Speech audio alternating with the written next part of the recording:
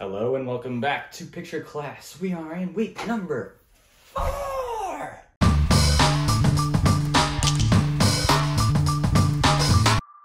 1974, The Phantom of the Paradise. So this will make our 4th decade in the 1970s, just to put that out there. Came out on Halloween 1974. That is, of course, if you believe Wikipedia, but I think that's the actual date. It was directed by Brian De Palma. Yes, another De Palma movie, but it also happens to be a musical, so maybe I'll sing and I'll dance the whole thing.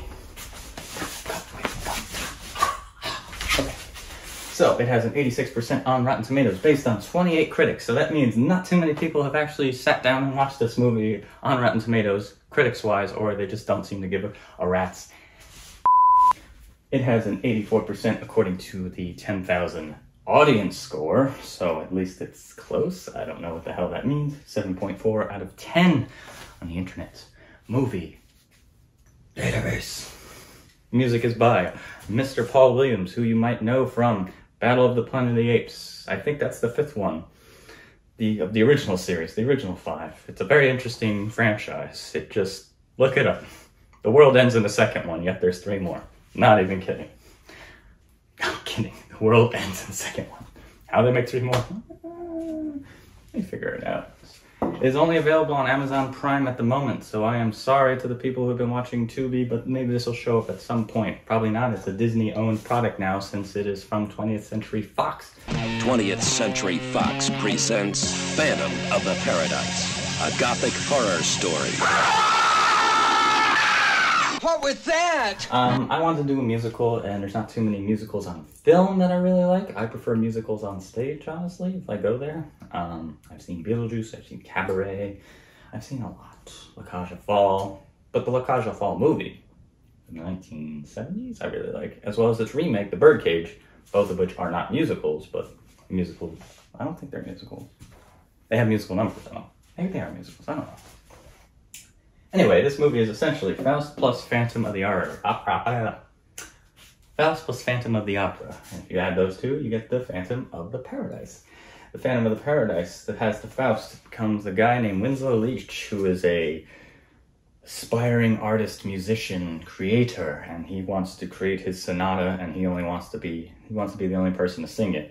And he happens to go to Mr. Paul Williams, who plays our lead villain, Mr. Swan, who I also was talking so much. Paul Williams also did, he was the Penguin from the Batman animated series.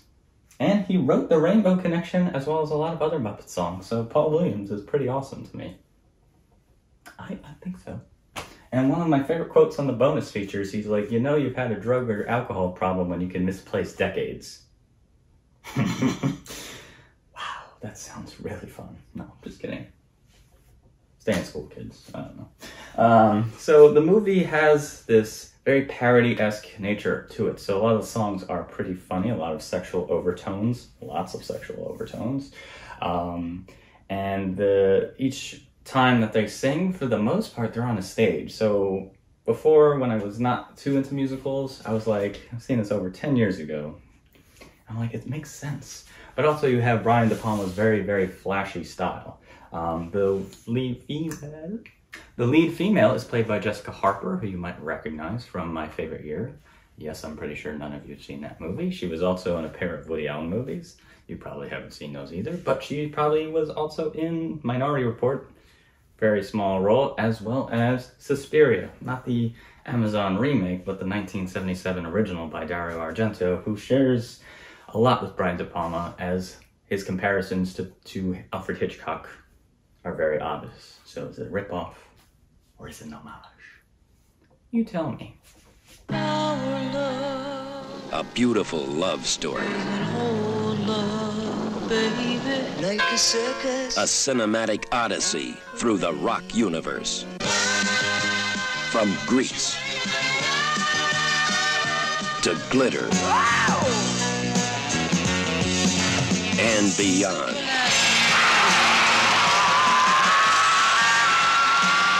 The story of a sound, the man who created it, the girl who sang it, the monster who stole it, and the phantom who haunts the paradise, the ultimate rock palace. The film, the musical numbers are very funny and they're catchy. And the thing is, I can listen to the soundtrack in my car. I can listen to it walk. It's a very catchy soundtrack. I really like it. And it's just a movie of just having fun. It is a big parody of the music industry as well as fame and fortune. It's very over the top. There is a lot of really hilarious juxtapositions of shots and frames, and you just sometimes scratching your head is like, well, what is the tone of this movie? Am I supposed to take it seriously? Is it supposed to be sad? It's very fun. It's got that gothic horrorness, which it's very similar to the Rocky Horror Picture Show, which came out in 1975, I believe, but the Rocky Horror Show predated this, I believe, so because it was a play or a musical that was turned into a film. So this often gets a lot of comparisons to it. Another film that I would say would be like The Good, the Bad, and the Ugly, and then Once Upon a Time in the West. Oddly, in that case, they're both directed by the same exact guy. People talk about one, other people think they should be talking about the other. People like to argue, why can't we just like both? Right? They're both good movies. He basically gets his music stolen from Paul Williams, and then he just starts putting on the show without him and giving it to artists. So it's kind of like the music industry taking musicians' music and then just giving it to whoever they want. They create the stars. You don't matter. And he kind of goes nuts when he finds out his music is being sung by the Juicy Fruits, which is the band that opens the movie with Goodbye Eddie Goodbye. Also, fun fact, Rod Serling from The Twilight Zone opens the movie as we get the Swan logo or Death Records, and he talks like this. If you don't know who Rod Serling is, he is from The Twilight Zone, and he also did a show called Night Gallery sometime in the 1970s. Paul Williams gives a very wonderful performance in this movie. He's like this ladies' man type character with this almost, he looks pretty much like a copy of Phil Spector. That's what he's going for. And he's very evil. He's almost the devil, or he has the devil has his soul, or something like that. That's more later into the plot. But when Winslow finds out, he goes nuts and he starts trashing it, and then he runs to destroy all the records that they're about to put out, because he is thrown in jail. He has his teeth ripped out, so he gets these metal teeth.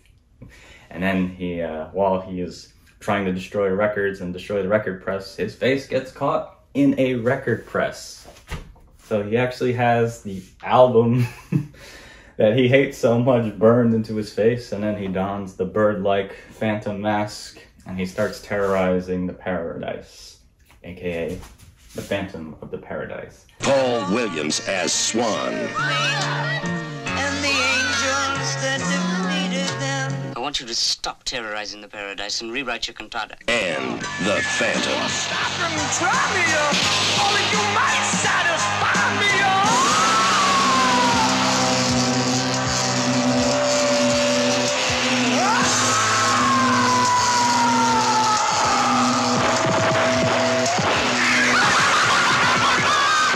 Phantom of the Paradise. Let me know what you think. Look for the quality attempted. We got a new logo. It's a magnifying glass. I think it's kind of clever. We're on Instagram. Join us, please. We've got about a few followers. We could do with a few more followers. So, pretty please, with sugar on top. Also, subscribe to us on YouTube. We need more subscribers. It helps push that algorithm along. You know, other people say that. And push this content to other people who probably will watch it for about 10 seconds and be like, no.